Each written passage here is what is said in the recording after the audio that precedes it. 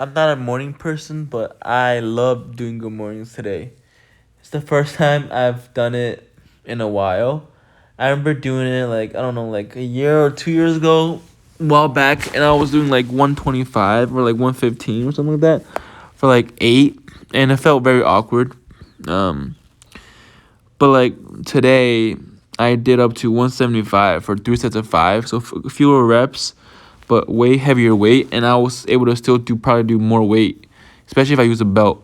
And I'm gonna see how sore I feel, or you know, the recovery aspects of it tomorrow, especially when I work out.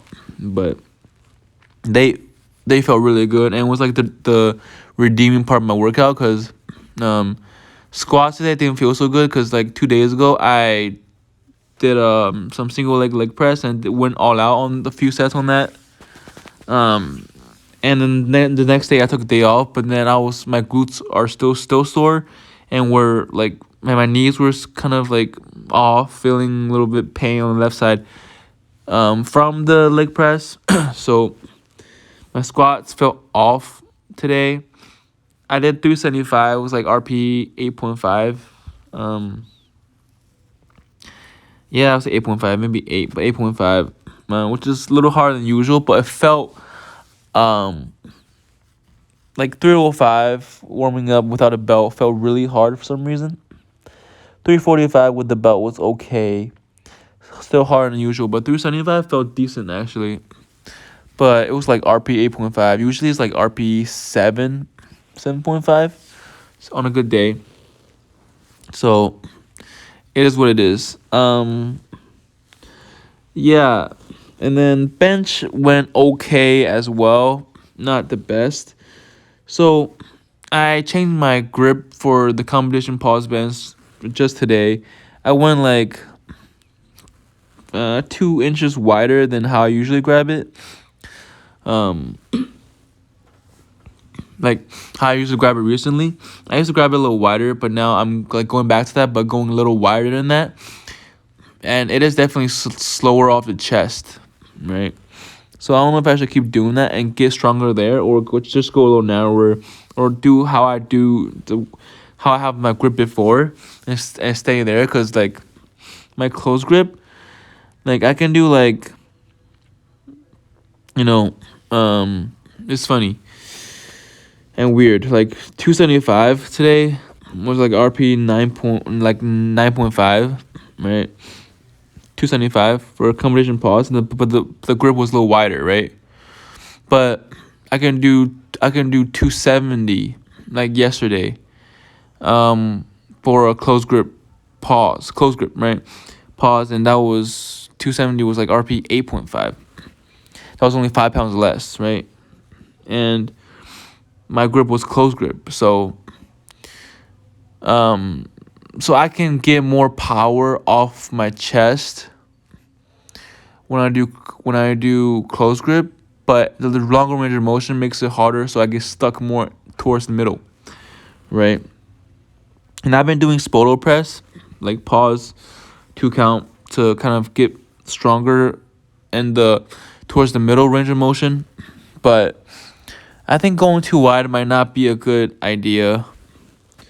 So I just tried that today, and I think I'll go with the more narrow grip on my regular competition pause bench and my regular touch and go bench.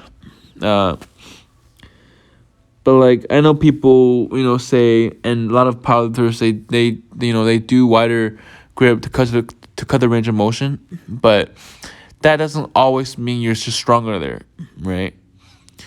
A lot of other powerlifters they bench with a closer grip as their competition bench, and they do well there because that's their strongest place, right? So grip really matters a lot on bench, and can change your power out of the hole. I mean, like off your chest, right? If you have enough power, longer range of motion doesn't really matter as much if you can just blast through the range of motion, right? Even though it's longer. And if it's shorter range of motion but you're slower off the chest, how much would that affect you? Are you going to be able to blast through that? The off the chest being slower, right?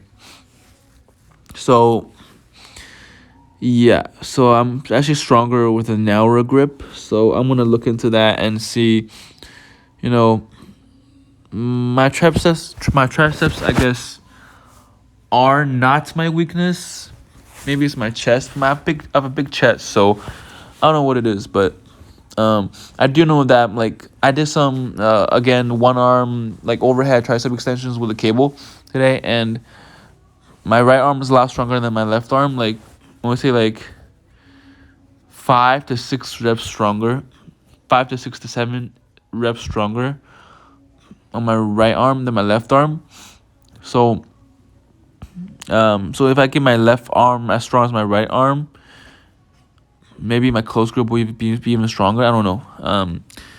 But yeah, the my redeeming part of the workout honestly is the good mornings, which I love doing, and I'm gonna go to like probably 185 in a few days when I do it again. I'm gonna do it like about every 3 to 4 days, I think. Like I'm gonna do either good mornings every 3 to 4 days, or like deficit SLDLs, maybe that like once a week, and then every 2 weeks I'll do conventional.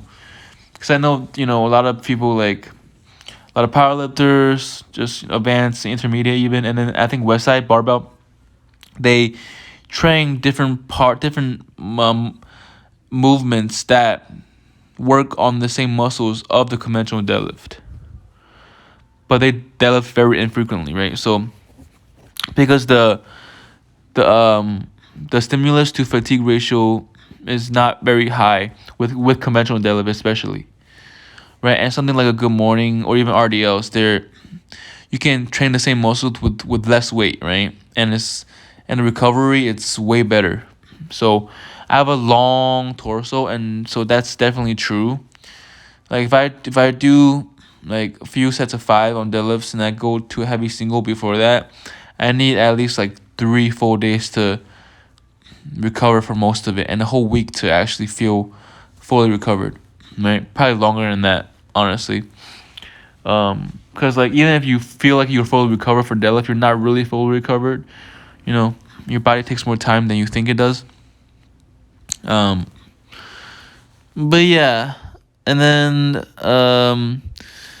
after good mornings, I did some barbell rows again, wearing a belt just to make it feel a little easier, because that's like the end of the workout thing. I did just 155 like last time. Trying to do some like light-ish weight rows, mostly barbell, to get some more back volume. And I think over long term, like in a month or two, this back volume along with like good mornings for the posterior chain, RDOs, maybe. Now I'm gonna probably drop RDOs. Too many exercises.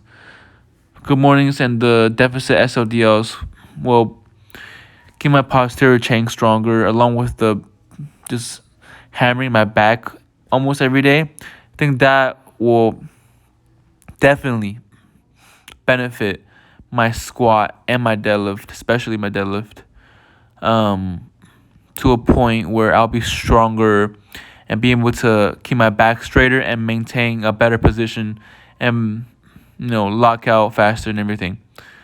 And hopefully that'll help me get to a 500-pound deadlift and maybe a back to my 430 squat, or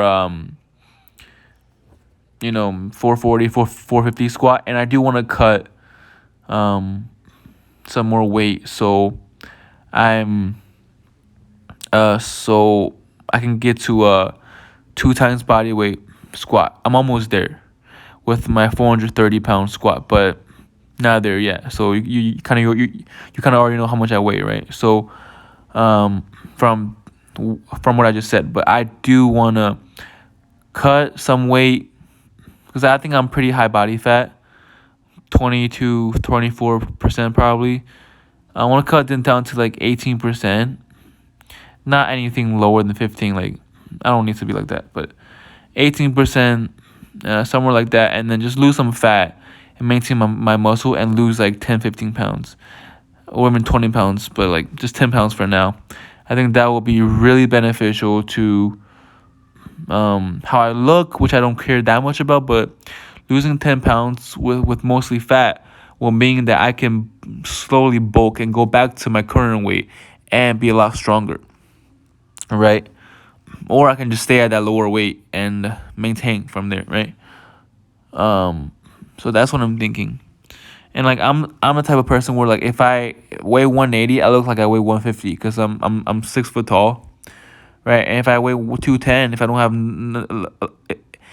a lot of muscle, especially if I'm 210, I look like I weigh 180, right? I look like 30 pounds lighter than how much I actually weigh.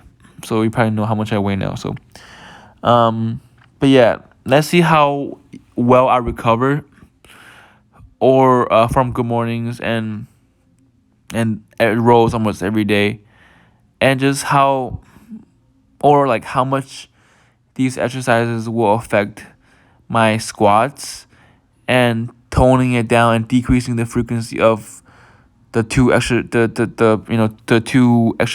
the rows, the back work, and the good mornings, and the deficit SLDL based on how I feel with my squats, because I don't want to have my squats be affected too much. A little bit is expected, right?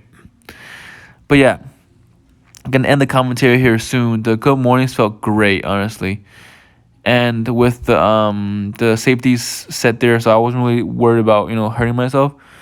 Um, and you can see I'm doing a good range of motion. Like that's about as low as I can go without running my back. My back does look a little bit rounded, but I think that's fine. I feel maximum stretch in my hamstrings.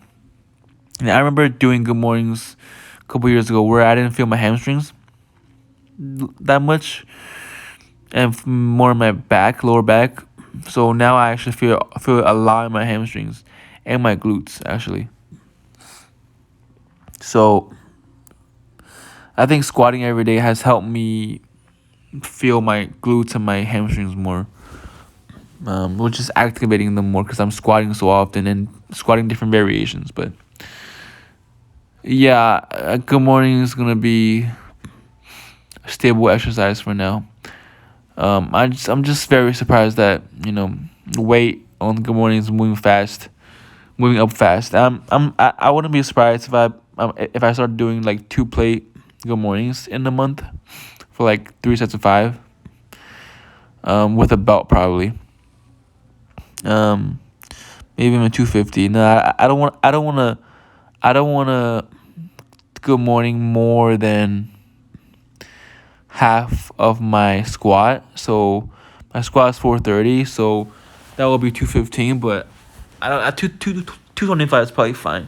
But I don't want to do anything more than 225 for good mornings. If I can hit 225 3x5, no problem. I can just increase the reps to like 3x6 or 3x8 or something like that. But yeah, I'm gonna see how I feel tomorrow. And tomorrow I'm doing a 4 count tempo pause squat, so a different variation. So not a main lift. So I'm gonna focus on my form tomorrow a little bit more. But I'm gonna see how I feel tomorrow for the good mornings I did, because I did like a total of like what I did, like 85, 115, 135, and 155. So then I did 3 sets of 175. So I did a lot of volume for good mornings, honestly. So let's see how that affects my squat tomorrow. Anyways, I'm starting to ramble now. So thanks for watching and enjoy the rest of my good mornings, and see you guys tomorrow. Peace.